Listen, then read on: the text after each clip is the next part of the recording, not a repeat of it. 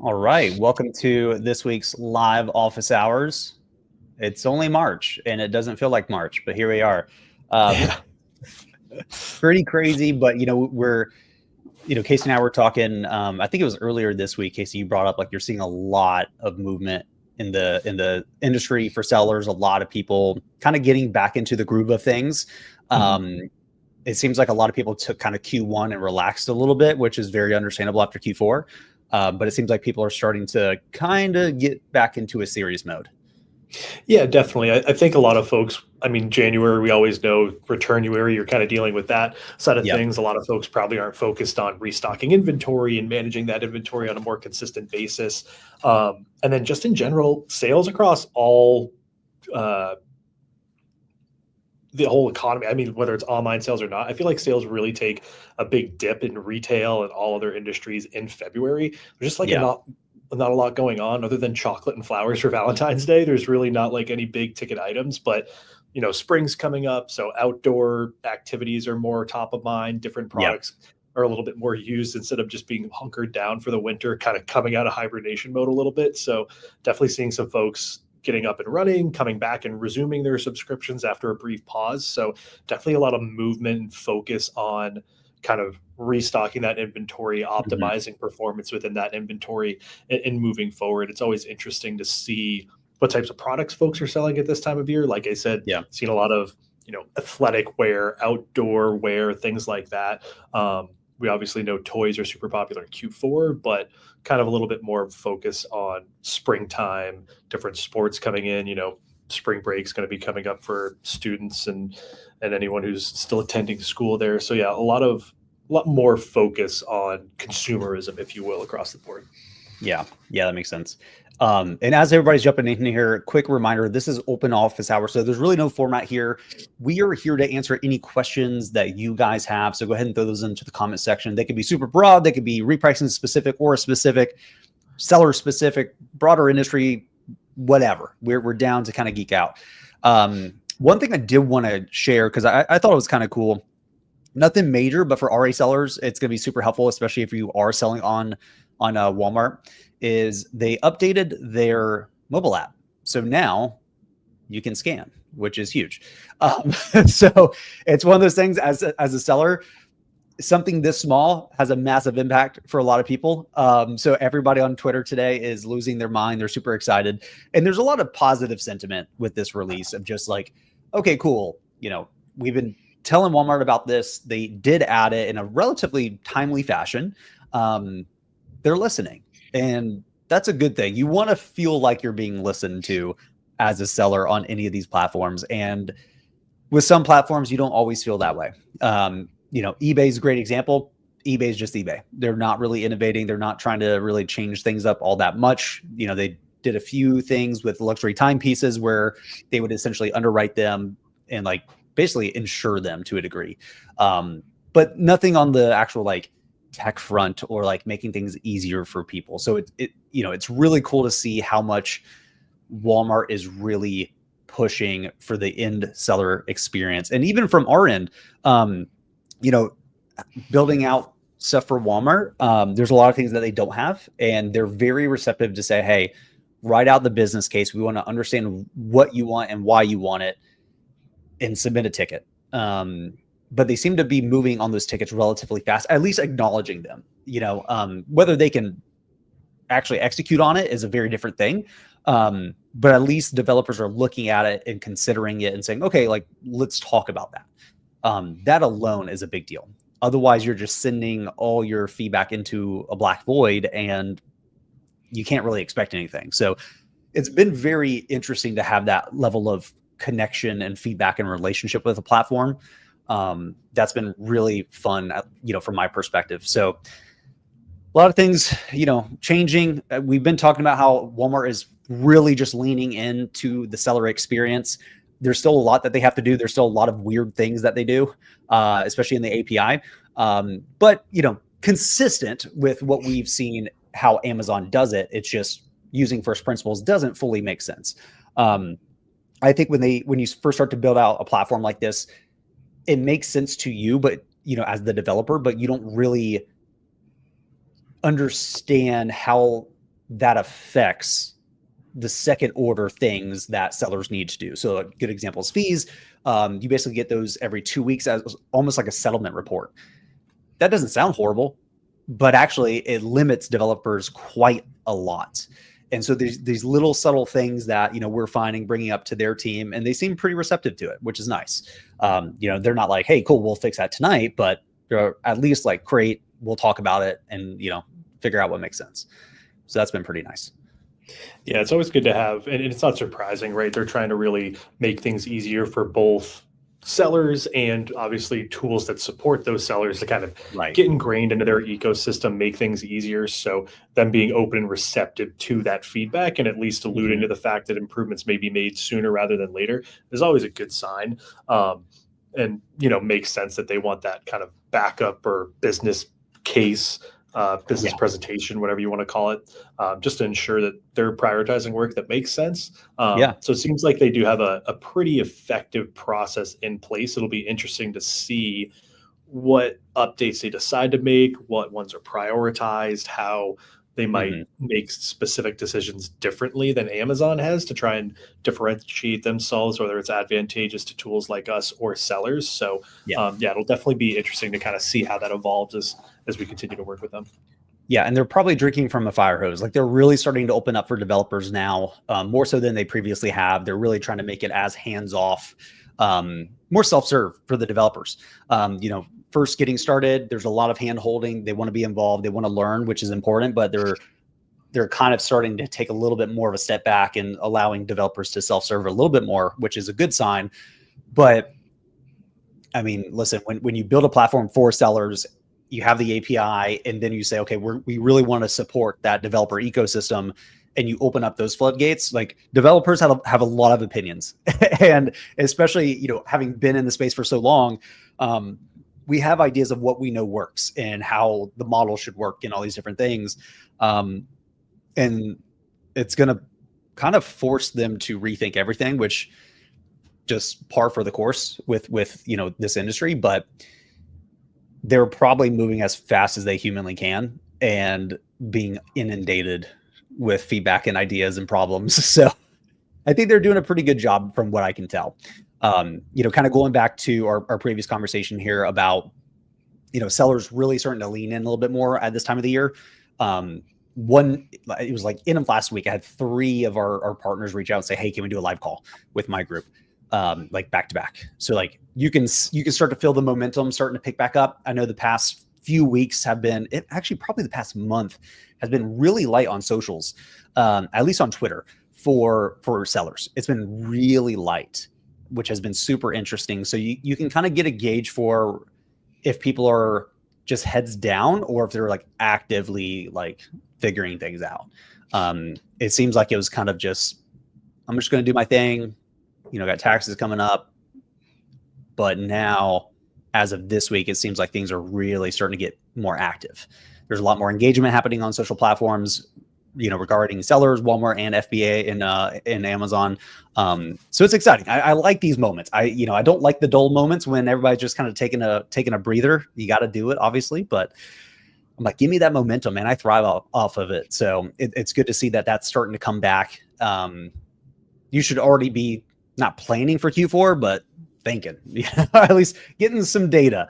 It's going to be here faster than you guys realize, but there's a lot of cool things happening. We're going to 2 conferences in May. I think it's the first and last week of May. So we're going to the Miami Seller Conference and the Proven Conference, both in May, which is going to be crazy. I'm super excited for that. So, there's a lot of things to look forward to. There's a lot more lives happening. There's a lot more group coaching calls happening. So many Discord servers, a lot are,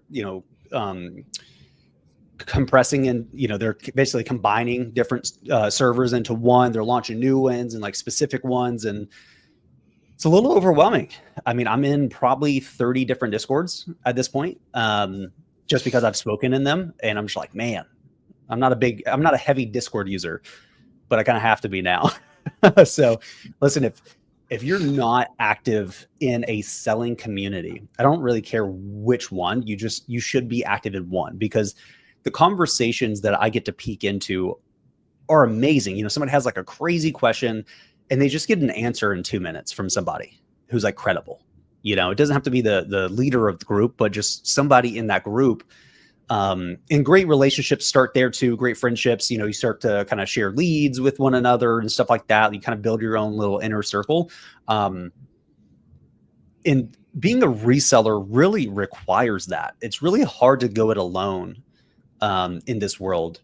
You really have to lean on your network. And the easiest way to start networking as a seller is jumping into these groups, having conversations, provide value as well. So as you learn something, even if it's basic, share it. People still don't know everything. That's going to take you much further than you could ever realize. And it's going to open up a lot of doors and opportunities for you. Yeah, I think a lot of being on Amazon or any third-party selling platform, it really is a lot of trial and error. We've talked about in the past, you know, it was a very cards close to your chest industry where people didn't want to share what was working in fear of, you know, someone copying it and then decreasing their own performance. But that's definitely shifted in a positive way. I've experienced kind of the more community-oriented industry since joining Aura, which has been very refreshing to kind of have those communities share what's working well, what's not. And that'll take a little bit of the guesswork out for you, which is super helpful. Like I said, everything's different. Something that's going to work for one person isn't going to necessarily work for you or other folks, but definitely helpful to get at least a little bit of the trial and error taken out of your hands. So sharing what's working well, what's working not in those groups and kind of following along is definitely helpful and can maybe save you a few hiccups or speed bumps along the way. So yeah, I definitely encourage folks to join, whether it is on Discord, Facebook, wherever you have kind of a community, and don't hesitate to share your findings with those other community members. And like you said, Dylan, I mean, that's almost how Aura started. You and James kind of found each other online. So it can be a very collaborative and effective way to kind of grow your business and make things have a bigger impact for you. It is cool to see the industry as a whole shift from a scarcity mindset very much to a abundance mindset. And I think that's the winning move from a mental standpoint. I see Tyler here. Are there any specific Discord channels for Aura? Would love to join. Yes, I'm going to post that in the comments here. Yeah, that's ours right there. So Tyler, I just posted that into our comments. Go ahead and you can join there. We do have a link. If you go to goaura.com, scroll all the way down to the footer, you'll see just the word Discord. That will link you over to it as well, but this is the short link. Angel, love having you back. I see new Walmart filters in the listing section. Is it getting closer? Wink, wink, smiley face. Yes, it is. So I'm not going to let too much out of the bag, but yes, it is getting very, very close. Closer than you would imagine, which is exciting. So still some stuff to get done. But we made a ton of progress. Yesterday was a pretty big day for us. We're hoping tomorrow will be the last big day before we can do everything else we want to get done. That's all I can say. I'm gonna be super vague and I apologize, but yes, that is true. So very excited. So we've been busy. That's for sure. Was it 2 nights ago? James and I stayed up till about 2 o'clock in the morning working on a bunch of stuff. So I was slacking the team, like, hey, made some changes here, like just heads up. I'm now going to bed. So yeah, it's been a crazy week in a very good way. Like so much progress this week and last week too. But we are getting much closer to the finish line, which is so exciting for us because it's a pretty big project. We want to do it right. We want to do it the Aura way. So super high performance, like cutting edge tech, like what people expect out of Aura for Amazon repricing is the same expectations you should have for Walmart. And if there's anything we can't do, we'll let you know because there are going to be different limitations between different platforms. But as far as what I can see so far, there won't be that many crazy challenges. So it'll be pretty great. And there's a lot of stuff we'll work on post launching the beta as well. So there's some larger features we want to add to it that, you know, we're going to kind of punt just to get it live. Like you got the foundations, it works. Now let's just make it easier for you to use, all that good stuff. So yes, Angel, very exciting times. I'm pumped. So I wish I could just word vomit right now, all the cool stuff that I'm seeing, but I can't yet. I would love to, but very, very soon. Yeah, it's been fun to watch the team be really focused and heads down probably the last 6 weeks or more at this Yeah. point. I think the little bit of lull in the space maybe has been advantageous for us to kind of make more progress and moves on this. So yeah, Yeah. definitely exciting as we approach the finish line here. And yeah, like Dylan said, there will be some initial limitations, but going to do our best to provide everything as possible on as many platforms as possible as well. Yeah. But yeah, I will also stay tight-lipped on my end as well. I can say that if you're an Aura user currently, you will have first dibs. So if you're not currently an Aura user, you should be, because you're going to get first dibs. So if you already are, great. You're in a prime position. We have some awesome announcements with what's not going to change with this edition, which is very exciting. So it's not going to be this whole like everything's changing for my plan, all these crazy nonsense. Like no, it's going to be such a value add. And the few people we're kind of testing with right now are just ecstatic, and it's fun. So we have a small little tight group that has allowed us to be able to run some tests and stuff like that. So we've been communicating with them more intentionally, and in real time as we make progress on things. And every single time it's holy crap! Wait, it's going to be exciting. So let's see, Angel. Well, we have the option to set the price of a product once for both Amazon and Walmart. Maybe you guys have thought about this already. So we're handling these as two different SKUs. So they will work independent of one another. So you'll basically have like a Walmart strategy and a Amazon strategy, and they will just work independent. That's very important because you don't necessarily want to have the same price on both platforms. If you can have a slightly higher price, let's say anywhere from 10 to 20% higher on Walmart, you should get that. You shouldn't, lower your profit margin just because. So we're the way we're building this is to be a truly native Walmart repricer, not just match my price on Amazon. That is something we're looking at as functionality because some people do just want that. But fundamentally, I think it's important that you separate the platforms and say, make the most out of each one.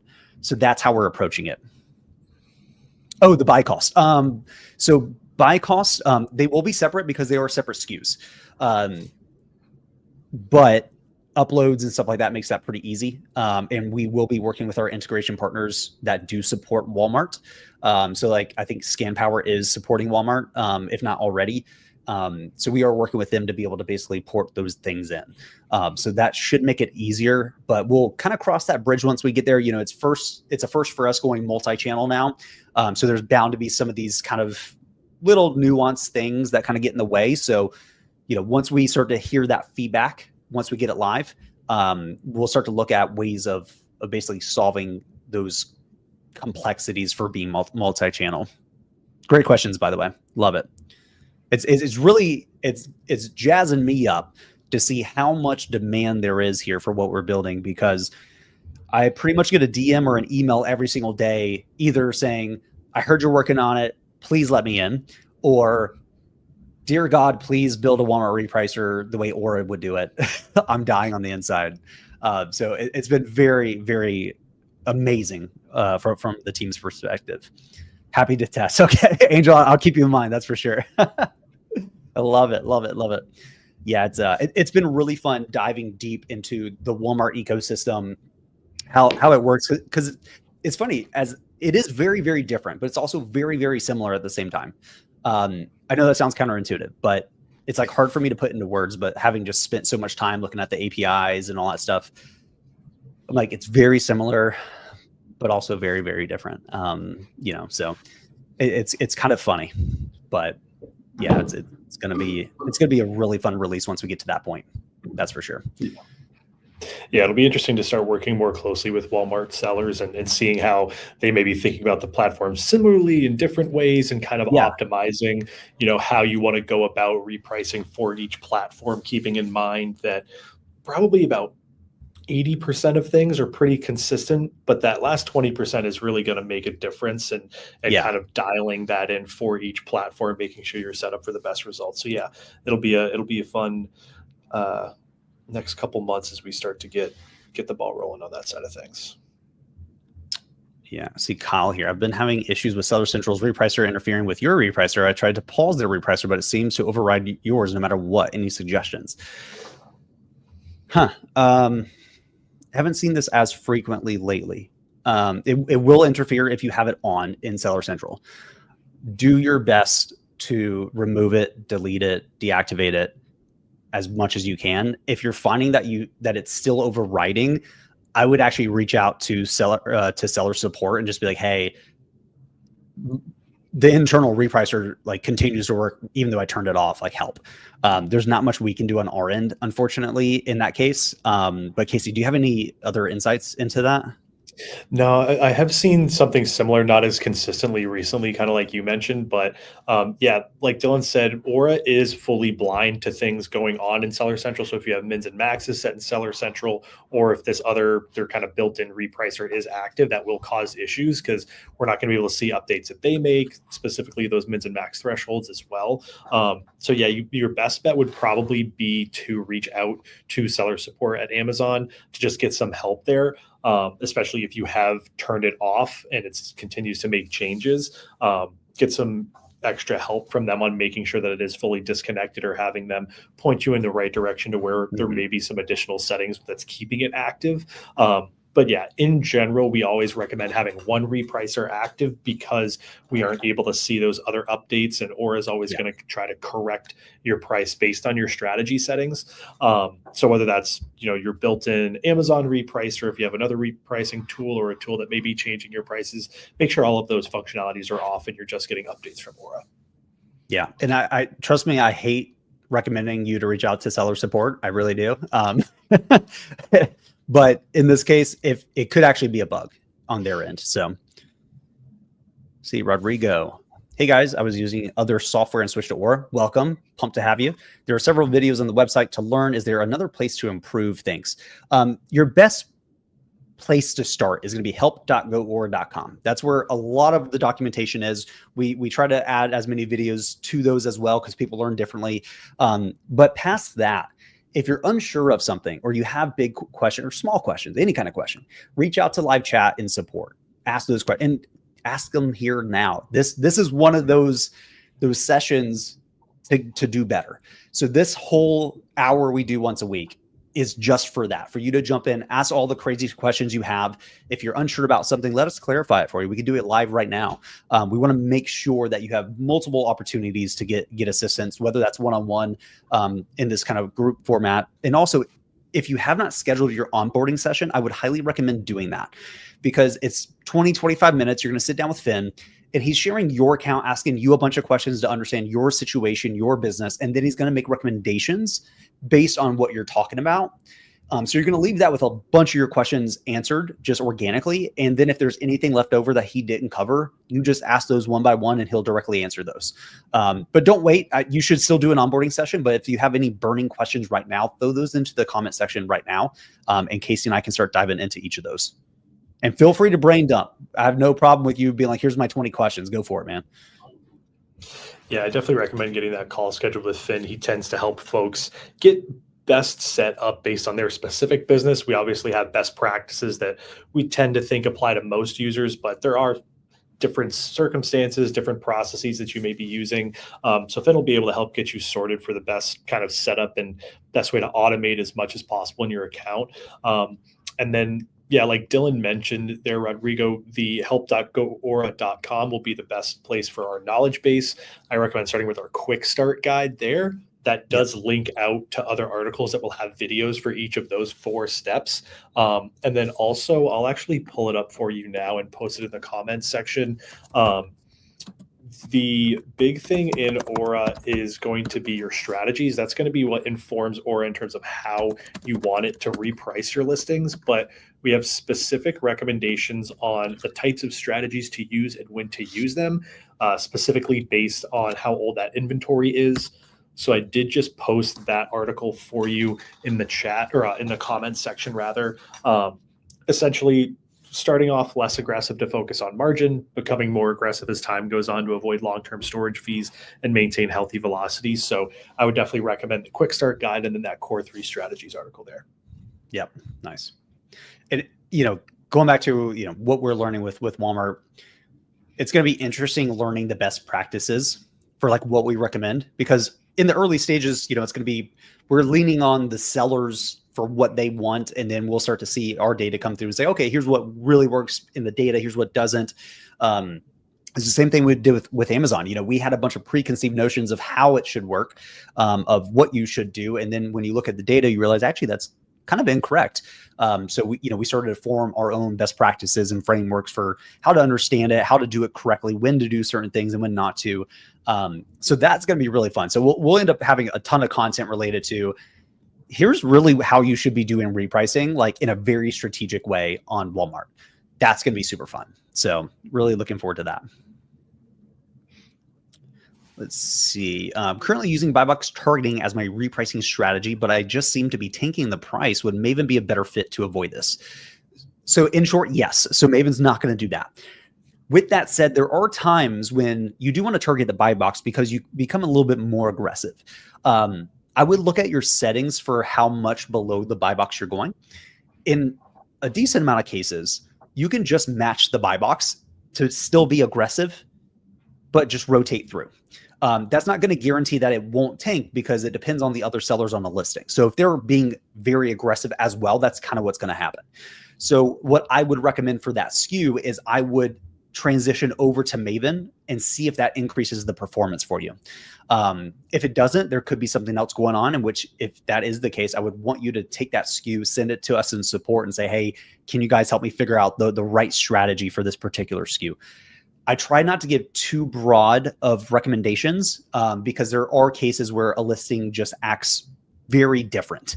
And we really need to look at that listing in depth, look at the data, and then we can make a really targeted recommendation for you. But generally speaking, Maven's going to help you avoid those races to the bottom pretty fast. In case if there's anything you want to add on to that. Yeah, I guess like the main difference in this scenario, without knowing all the details around this specific SKU, what likely is going on here, Jeremy, is your competitors probably using a repricer as well. So when you undercut them for the buy box, they then in turn undercut you. So that's going to be what's dropping that price. The good thing about Maven is it's not specifically designed to target the buy box, but that is a heavy part of its logic in terms of what informs its pricing decisions. And the good thing here is if it does recognize that a competitor is undercutting you when you undercut them, it will stop pricing beneath them. Sorry, got my words mixed up a little bit there, but it will start to match their price as opposed to pricing below them to prevent that price from taking lower. So that would be one advantage there, Jeremy, of Maven kind of protecting your margins a little bit and not fully tanking on that listing. So yeah, I definitely recommend trying that out on that listing or sending in that SKU to chat, and we can take a closer look and see what may be going on, whether it's different competitors, different settings in your strategies, or a couple different areas. Yeah, nice. See, Christine. Hi, I'm brand new. I came over from Seller Snap, loving Aura so far, and I'm seeing items that I just couldn't get rid of with Seller Snap fly off the shelf. Love that. Love to have you on board. Welcome. I'm wondering, where do you suggest using the Hyperdrive feature? I also need to set up my onboarding. Where do I do that? Okay, so to schedule your onboarding, go to live chat. So when you're in your account, there's going to be a blue icon in the bottom right. Click that, open up a new chat, and just say, hey, I want an onboarding, please. We'll take care of you from there. Hyperdrive. I had this question last night in the live group, and it's such a good question because a lot of people slightly misunderstand what it's doing. So what it's not doing is it's not increasing sales. So, the question was, okay, if I have a listing where I don't have a lot of sales happening, should I put Hyperdrive on it? Not necessarily, because it depends. So the way you want to think about when to use Hyperdrive, you want to look at the number of active competitors. And I'm saying active competitors very intentionally, because if you look at every seller on a listing, they're not all actively competing. You might have, let's say 10 in total, but let's say 2 or 3 are kind of sitting slightly higher and they're not really updating that often. I don't consider those active sellers. I'm looking for people that are, plus or minus 10% of the buy box, and they're actively updating their pricing. As that number is increasing, then I'm starting to consider maybe I should add Hyperdrive, because it's allowing me to basically take advantage of more of the time. And I'm going to explain that a little bit better in a second. Here's what happens. Instant repricing, which is what everybody, that's the baseline. it's still going to take 1.5 to 2 minutes round trip for it to be actually live and confirmed. A lot can happen in that 1.5 to 2 minutes. So what could happen is you submitted your price update. You're waiting for that to be set live and confirmed by Amazon, but 3 additional price updates occurred while in that limbo state. So you missed out on those. And so now what's going to happen is those get removed, it gets confirmed, and then we check on the next one. So with Hyperdrive, it can say, okay, well, I see those 3. Let me react to all 3. So you're as up to date as possible. So you want to look at listings where there's a ton of demand. So you're getting a lot of sales. That's actually a good case here, but there's a lot of active competition. That's when it's really going to start to matter. So it's not that, let's say you're selling, 1 unit a day. Is it really going to change the demand by adding Hyperdrive? Not necessarily. Could it? Sure. You could get access to more of that demand if there's a ton of competition. That could definitely be the case. But if, just globally, the whole listing is only selling 1 unit per day, it's really not going to help you that much. Because you're not really going from, 80% of the demand to 100% of the demand when you're selling 1 unit of the whole listing a day doesn't change anything. But if you're going from 80% to 100% when you're moving, 50 units a day globally on that listing, that now starts to matter because now you're adding an additional, 1 to 5 units you're selling per day. I know it sounds kind of complicated, but that's kind of my way of presenting, here's how to think about when to use it. But Casey, is there anything you want to add on to what I just said there? Yeah, I think the best way to think about it is Hyperdrive is not going to increase the number of updates that are issued. It's going to increase the speed. So I always recommend looking at listings where there is a high amount of pricing activity. So that's just going to have Aura respond more quickly to that pricing activity. Aura kind of operates as a whole on responding to competitive pricing updates. So if you have a listing that only receives 3 pricing updates from competitors a day, not really an important Hyperdrive listing. Whereas if you have one where 25 changes can be submitted in an hour, cutting down that submission time from 2 minutes down to that 10 seconds is really going to give you a pretty drastic advantage over those other sellers. And as a reminder, that's the submission of the price update to Amazon. They do still have a little bit of a delay to process it and have it reflected on that listing page. But if you're able to send an update in 10 seconds and everyone else can only send it every 2 minutes, you're able to essentially kind of dominate more or a higher percentage of whether it's the buy box or those price updates overall, because when they're still submitting with that 2 minute lag time, you can essentially submit 10 updates within that window. So that's just going to give you a huge edge over those other folks. So that's typically how I recommend looking at it. It's not going to increase the number of updates, more so increase the speed that they're issued. So focus on listings where there is decent amount of competitors that are actively pricing against you. Yeah. Much better than the way I described it. Thank you, Casey. Christine has a follow-up here. Is there a way to see how many times a day it's changing price-wise? So yes, if you go into a SKU page in Aura, if you scroll down to the performance section, you're going to see a section called price updates. That's going to basically show you 2 things. You can see the number of price changes made, and you can see what your price is doing. So you can see your price over time and then the price updates made. What you're talking about here is the price updates. So you can basically see how frequently is this happening. So, if you're seeing that climb up, that lets you know there's a lot more activity that's happening on that listing. So that's going to be exactly where you find that. See, Rodrigo, Maven strategies would be right in not setting the maximum price too high. I noticed that sometimes many products tend to stay at the maximum price. Even in the buy box targeting strategy, I have noticed this. Thank you. So we really don't recommend that you manually set a max price using Maven because it's going to dynamically do that for you. If you find that while using a rule-based strategy, you're sitting at your max too often, it is most likely that your competition is at or below your minimum value. That's a setting. You can change that setting, by the way. So if you go to help.goaura.com, search, I think you just search min max. We walk you through a lot of those things there. There is a proper way to do it, but if your mins are a little too close to the buy box, that's going to cause some issues. That's not to say that you should not go to your max in those situations, because a lot of times we're trying to recover the buy box higher. But you do have control over that with rule-based strategies. So that should kind of help solve that problem for you. And what may be happening as well, Rodrigo, is if a listing does not have fulfillable units available, the default action for Aura is to treat that as out of stock and price you to your max price. In our rules-based strategy under Pursuit, at the bottom of that section, you can change that. But we do recommend going to your max price when you are out of stock, for a couple of reasons. First of all, so that when items do become in stock and fulfillable, then repricing can start from the top of your set range. But more importantly, we know that Amazon's algorithm for calculating the buy box winner is a combination of price, shipping times, and seller rating. So by by holding you at your max price until units become available, or is able to maximize your chances of winning the buy box with as much of your inventory as possible. So that's why it's designed that way. There is not a setting to change that for Maven. Maven will sit at your max until units become fulfillable, but you can adjust that on our rules-based strategies. But in general, Aura won't issue updates to listings that don't have fulfillable units due to those best practices and that algorithm that Amazon uses for the buy box there.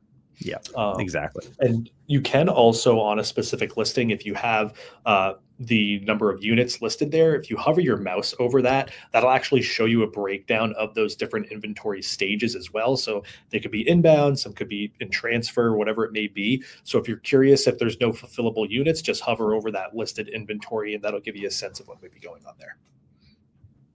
Nice. Great questions, by the way.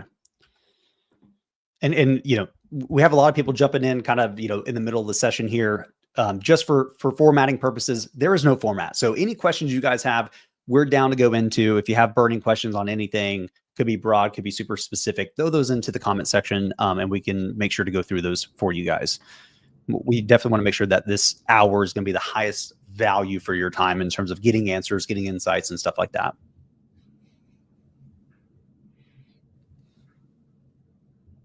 Yeah, I was talking to a Walmart seller earlier this week, and she was saying how there's a lot more developers, it seems like, are starting to kind of get interested in the Walmart space, which is good because there's a big gap there.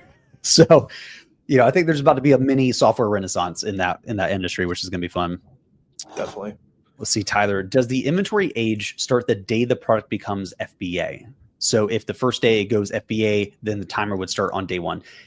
I believe it's the day it's checked in, because they're really looking at age of inventory, if I'm not mistaken, based on when it's in their fulfillment centers. That's basically how they're tracking, like, your stuff's too old, we're charging you long-term storage fees. So it's, if I'm not mistaken, when it gets checked in. It would be interesting if you could set your own of, like, when you purchased it, like internally, you could say, why, it could take a week, it could take 2 weeks, depending on the time of the season where, it finally comes in, and you've actually, Amazon says it's been, 30 days, but actually it's been 45 days. So that would be kind of cool. Yeah. With inventory age being tied to fulfillment, or not fulfillment centers, storage facilities at Amazon, like right now we don't get age of inventory data for FBM. So it would be interesting if there was a way to kind of create your own age of inventory, just more as an internal clock for, hey, I've had these items sitting wherever you keep your items, in your attic, in your garage, for a little bit too long, and you want to try and increase that aggressiveness. So it would be interesting if they provided that option. But yeah, right now with it being tied to their storage space, essentially, it's going to start that timer once it's officially checked in and, for lack of a better term, on their shelf. Yeah. Angel has a good recommendation for you that I highly back. Look into the age of inventory workflow. It made a big difference for me in moving older products. Highly agree with that.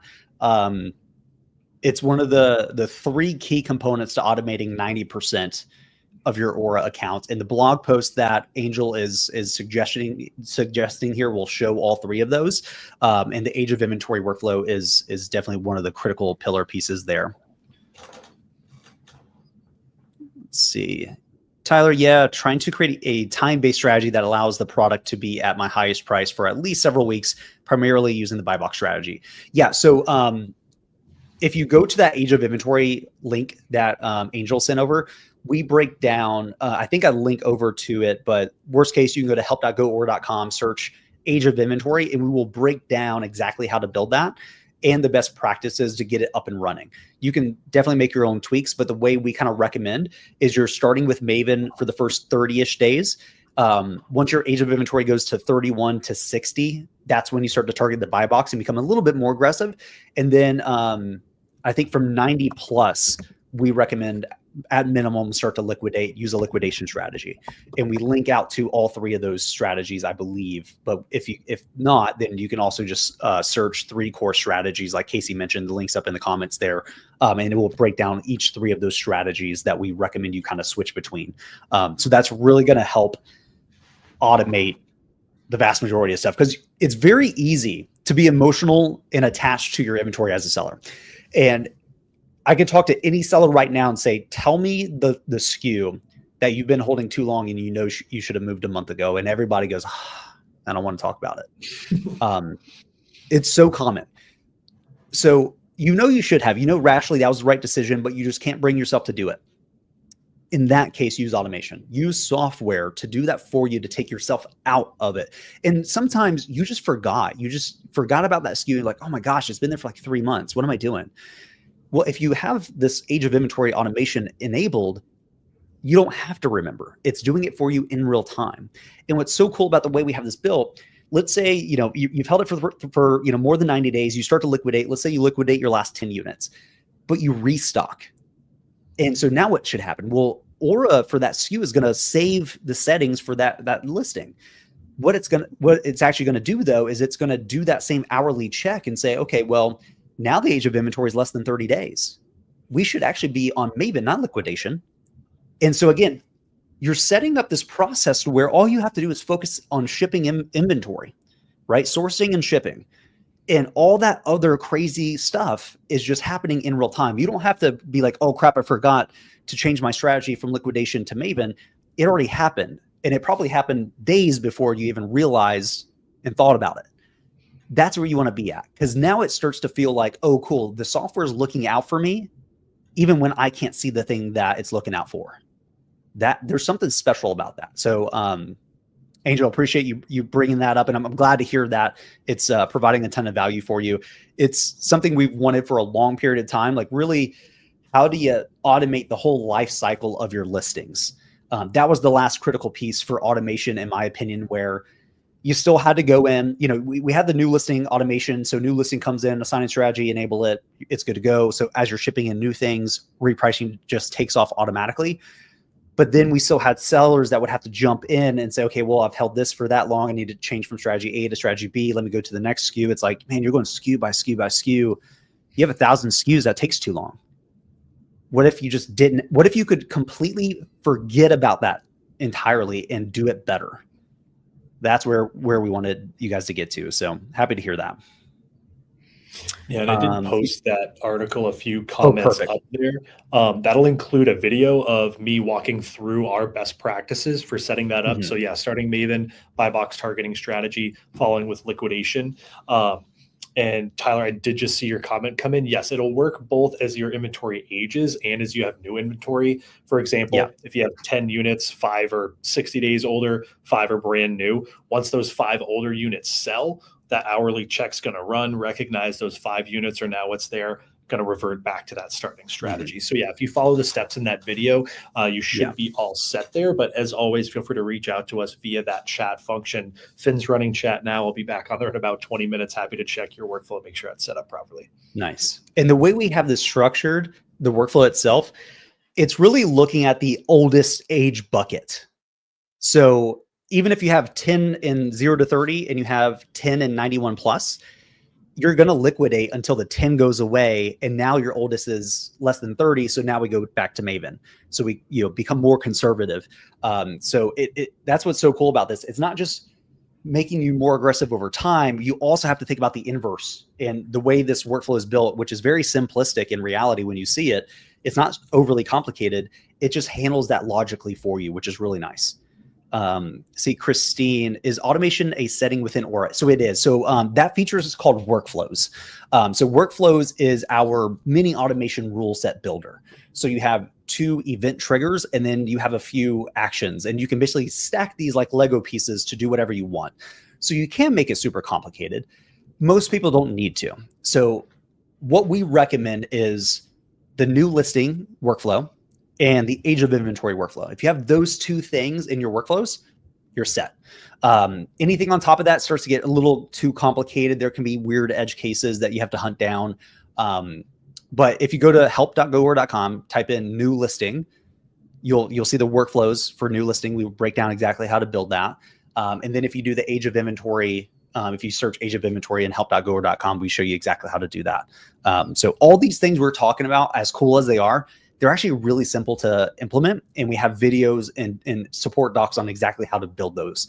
But if you get stuck and you're like, I'm seeing what you're telling me, but like, I'm kind of overwhelmed, just reach out to support and say, hey, can you add a new listing workflow to my account? I want it to start with this strategy. So we'll need to know what that strategy is. And can you guys add the 3 core strategies and the age of inventory workflow for me?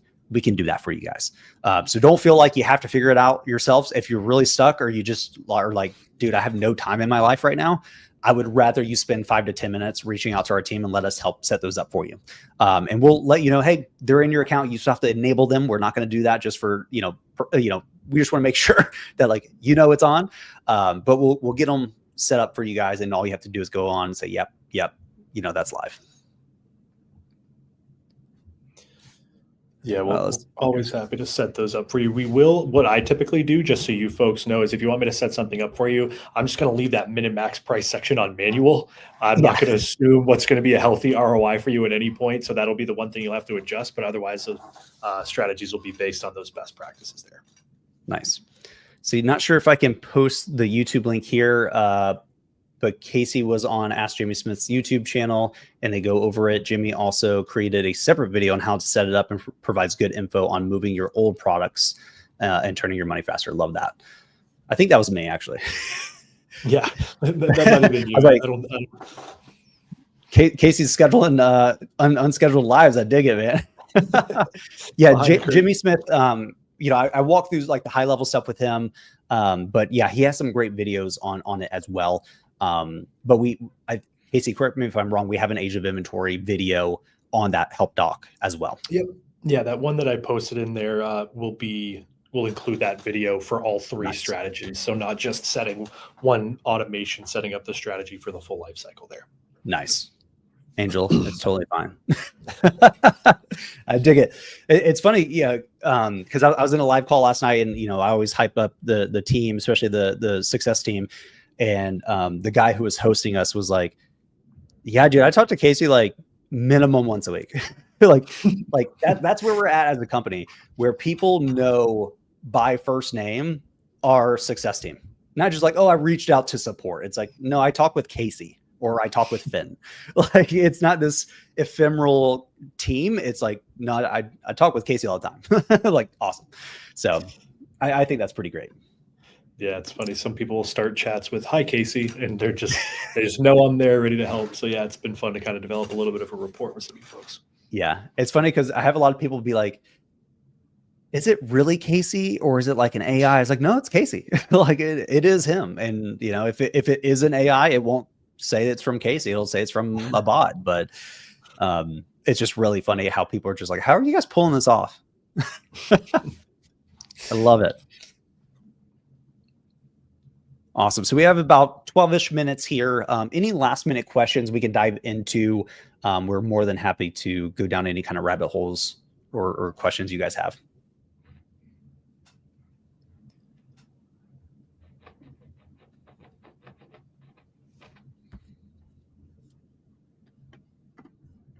Yeah, I'm digging getting back into a lot of these live calls. They're pretty fun for me because all the groups have so many cool personalities and everybody has burning questions and like cool ideas and like, well, what about this crazy idea? I'm like, actually, yeah.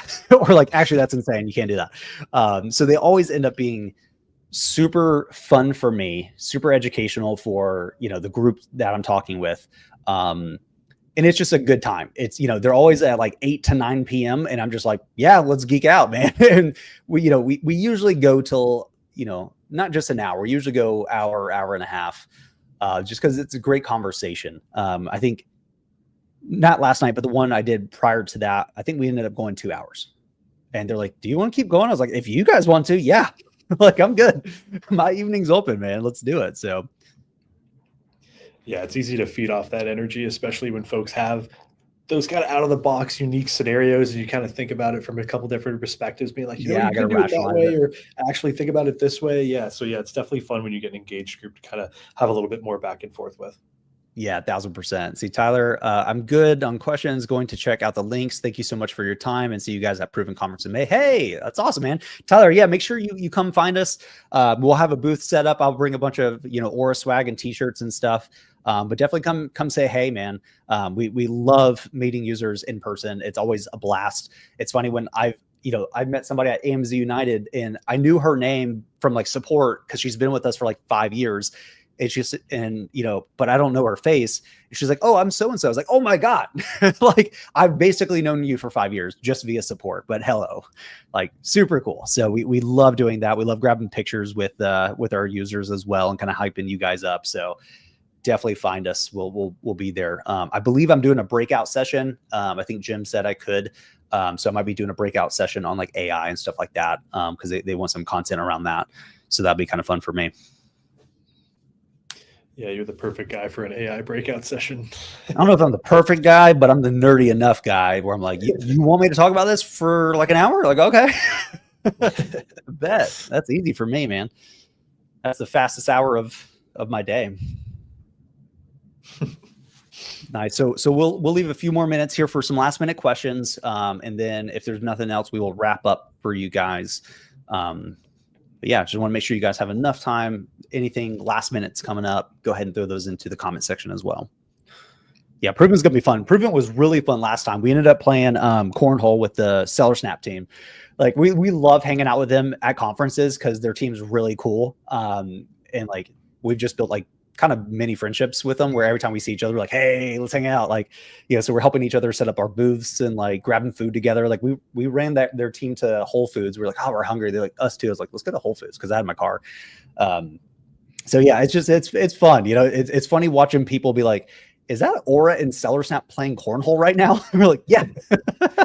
Like, we're friends, man. We like their team. So yeah, always fun to be able to do these conferences. They're nonstop. Like, I usually can't eat during the day because it's just so nonstop conversations. But it's like thriving off of Celsius and great conversations, and then you just die at like 10 p.m. and do it all over again. Yeah, running on caffeine until your social battery finally gets drained.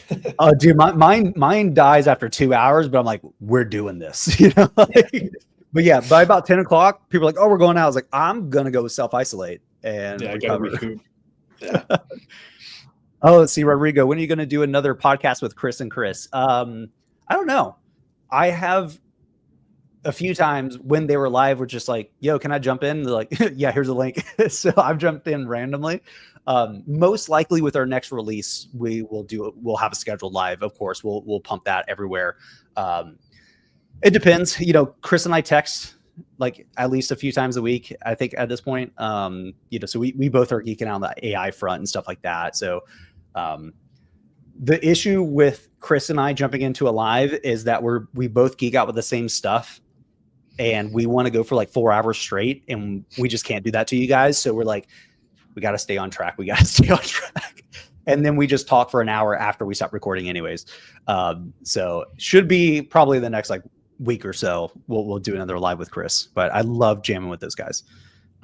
Chris and Chris, man, love that. I didn't really know Chris Rasick super well, but having jumped on the podcast and chatting with him, that dude's awesome too, man. God, he's awesome.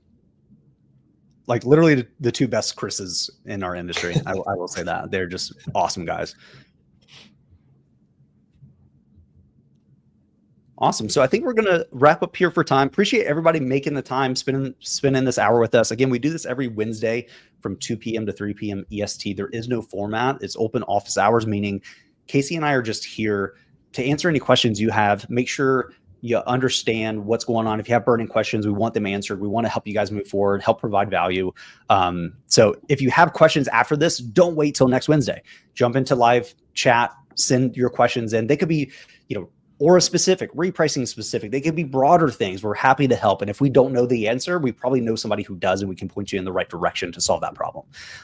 So with that, appreciate you guys making the time, and we will see you guys next week. Enjoy it. Yeah. Thanks for jumping in. Have a good week, folks.